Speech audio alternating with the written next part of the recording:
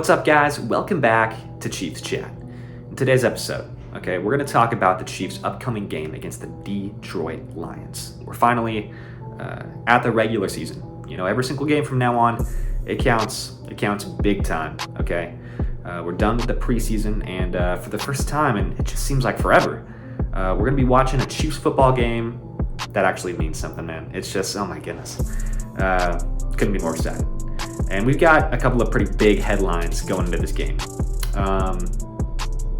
Two that not only could affect the way that we play against the Lions on Thursday, but it could dramatically affect the way that the Chiefs play for the remainder of the season. Okay, obviously the big news coming out today, as of Tuesday, September 5th. Okay, 2 days before NFL kickoff against the Lions, Travis Kelce, unfortunately, during practice, sustained a knee injury, and he is now listed as questionable for this Week 1 contest against the Detroit Lions. Now, this is just shocking. Just nobody expected this. Nobody saw this coming. And the first question I had, I don't know about you guys, but the first question I had upon hearing this news was, why was Travis Kelce, why was he really being all that active in practice? Usually what happens is these, especially players like Travis Kelce, Patrick Mahomes, the bigger players on our team, they take a couple of days of rest before their big game, as to, well, number one, prevent injury, and also just to get some good rest so that they're 100%, on Thursday. So my first question is, I'm not sure why he was even on the practice field to begin with. Honestly, if I was the coaching staff, I would have said, hey man, give yourself a couple of days of rest, man. Just chill at your house, relax. Don't do anything more than maybe hit the weight room, but stay off the football field. I'm just not sure why they didn't advise him to do that. And I think, honestly, our coaching staff could be to blame for this unfortunate incident that occurred with Travis Kelce. Now, the big question is, if he doesn't play on Thursday, how will the Chiefs fare without Travis Kelce on the field? And honestly, I think we're going to be okay for 1 week without Travis Kelce, and we're looking at an opponent, the Detroit Lions. They're definitely trending upwards in terms of just, they've got a lot of young talent. They're a pretty solid group. They're a pretty solid organization. They've got some good coaches in there. But are they on the level of the Chiefs? Not even close. So I think if we're missing Travis Kelce, we're going to be okay for this game against the Lions. But I would say if this was a big game, against like the Bills or the Bengals or the Eagles, that might be a difference maker. So we just want to make sure this guy Travis Kelce is healthy. We want to make sure that he's on the field during those big games because, the only stat that matters at the end of the day is the win or the loss. And I think without Travis Kelce on the field, our chances of getting wins against those top tier teams, man, it tanks. It tanks pretty bad. But I think against the Lions, if you were to ask me, man, I think we're going to be okay. Travis Kelce, honestly, just rest up, if we're being honest. My advice to Travis Kelce, my advice to the organization is if he's even a little bit sore or just tense, come Thursday, rest him, please. Just rest him. Because the worst thing that could possibly happen is Travis Kelce suits up, gets on that field, plays his heart out in this game against the Lions, but ends up re-aggravating this knee, this knee injury that he suffered, today on Tuesday. That would be the absolute worst case scenario because Travis Kelce is a guy who, like I said, we need him on the field in those big games against the Bills and the Bengals. This game against the Lions, we could kind of do without him for just one game, I think. So let's ease him back into things. This is an unfortunate thing that occurred. Obviously, not having Kelce on the field hurts our chances of winning. But I think we're going to be okay without him. We need to just prioritize his health over everything. It's going to be a little bit scary. Travis Kelce, can anybody think of the last time that he wasn't healthy, for a Chiefs game? Honestly, it's been a very, very, very long time. Of course, he's always had some lingering issues, a back here, just something. He's always got, maybe not always, but, from time to time, something pops up and he's, maybe taking a couple of snaps off, but I don't remember the last time he's been out for an entire game. I don't remember the last time he hasn't even suited up for a Chiefs game. So it's a scary situation. It's a very scary situation. But, I think in this case, Travis Kelce, him being 33 years old, he's getting up there in age. We got to prioritize his health. We got to make sure he's healthy when the big games come. And trust me, they will be coming, okay? So we got to take week 1 and we got to be like, you know what? It's like Patrick Mahomes has been saying all week. We have to focus on winning with the guys on the field. And if Travis Kelce is not on the field, there's no doubt in my mind we've got guys like Noah Gray, we've got Blake Bell, who can step up. They can take some snaps and they can do a great job. And I think that is a perfect segue into the next big headline we need to talk about. Speaking of guys who aren't on the field, Chris Jones. All right, this is a situation that we've all been monitoring over the past couple of months. Chris Jones is looking for big money, and the Chiefs, they've been pretty stubborn about how much they are willing to give to Chris Jones. It's all very apparent that Chris Jones wants to be the highest paid defensive tackle in the NFL. He wants to be paid higher than Aaron Donald. But the Chiefs, they're standing strong on about 28 million. It's not looking like the Chiefs are going to want to get up to that 32 million that he's asking for. So things have been at a standstill, and I don't think anybody here in Chiefs Kingdom expected Chris Jones to hold out. This is a guy who loves the organization. He just loves the city.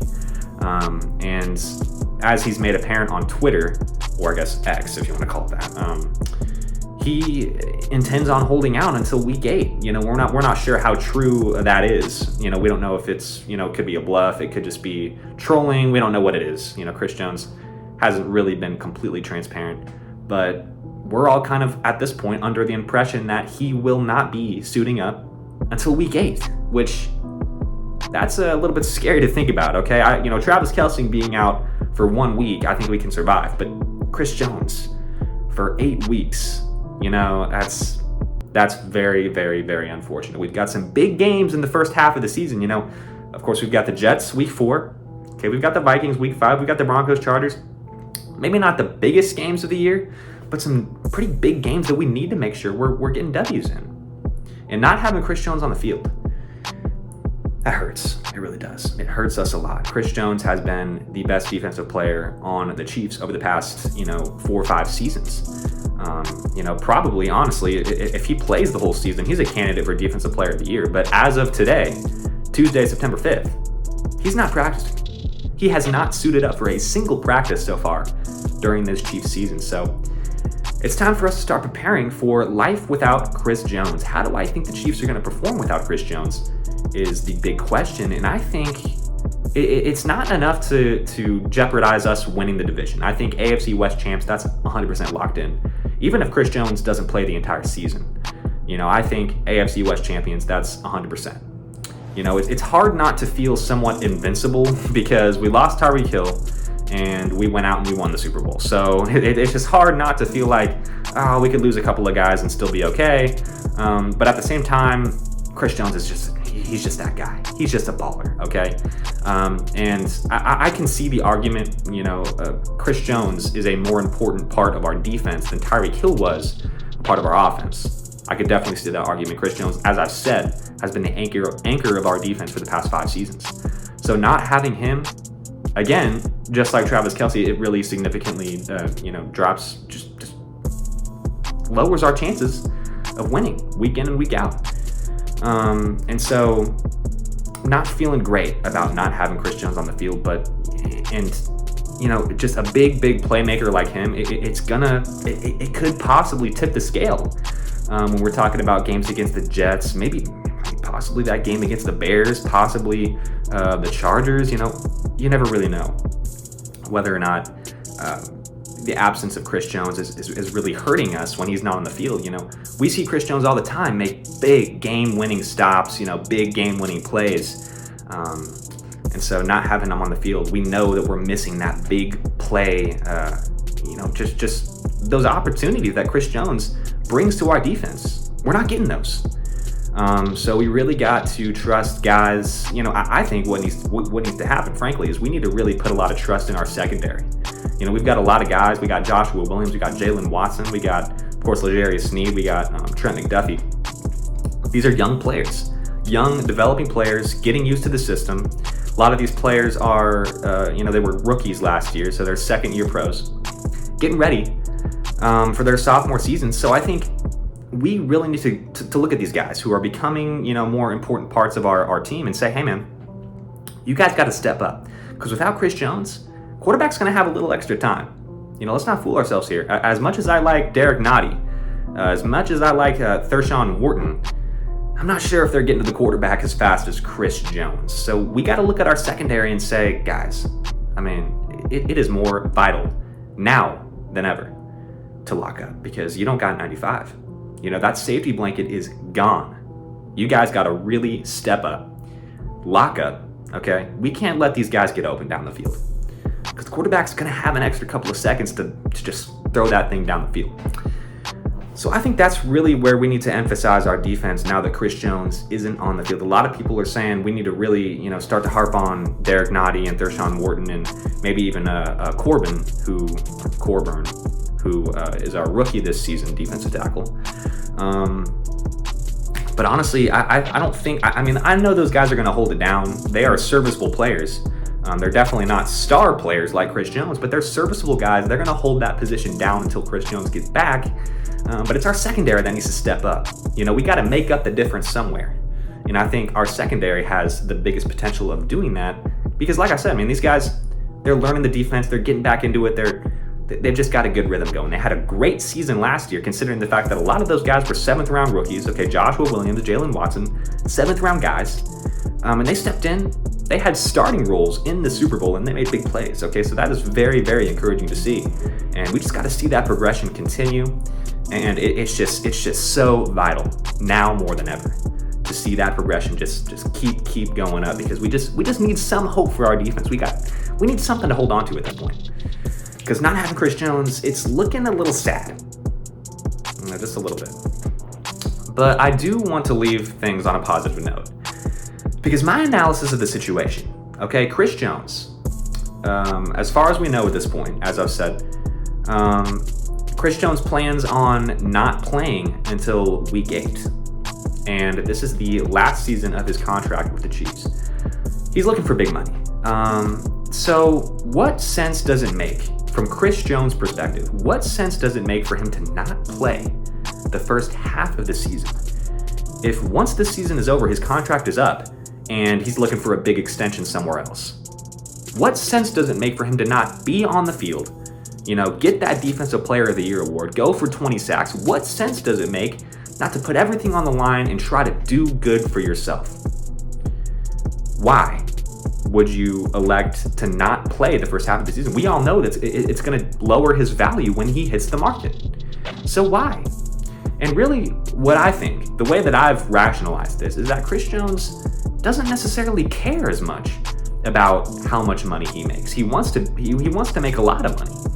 But what his priority is trying to get the Chiefs to sign him. And I think not playing the first 8 weeks in his mind is possibly, creating a potential opportunity for the Chiefs to put Derek Nottie on the field, to put Thershawn Wharton on the field. And I think in his mind, he's kind of hoping they struggle a little bit, because I think if they struggle, I think he's going to see that as they need me bad. And, they better start to, put some more money on these contract offers, because, they're struggling without me. I think that's the way he's rationalizing it, because it doesn't make sense. It's a selfish thing to, just not play. It's a selfish thing to play with the mentality of, I'm just trying to get as many sacks as I can so that I can move on to my next team and make the amount of money that I want. And that's kind of a selfish thing to do. But I think what Chris Jones is, he's kind of doing the opposite of that. He's saying, I'm not going to play because I don't want, that's not necessarily my priority. That's not my goal. My goal isn't to try to make as much money as possible. My goal is to try to show the Chiefs, this is what I'm worth. I am worth, all of the struggles that you guys had on the defensive line in the first 8 weeks. Me being there, you wouldn't have those struggles. So I think, trying to rationalize Chris Jones' mindset is, it's hard to do at this point. He's suggesting a lot of different things on Twitter. You never really know what to expect from him. So it's kind of hard to decode all of these Twitter messages, but I'm trying my best either way.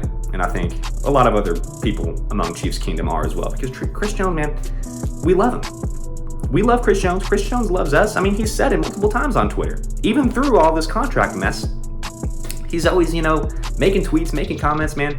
He loves us, So please, from the bottom of my heart, I would like you to come back, okay? Because I love you, Chris Jones. So, yeah. But let me know what you guys think about these two situations because, they're pretty worrisome.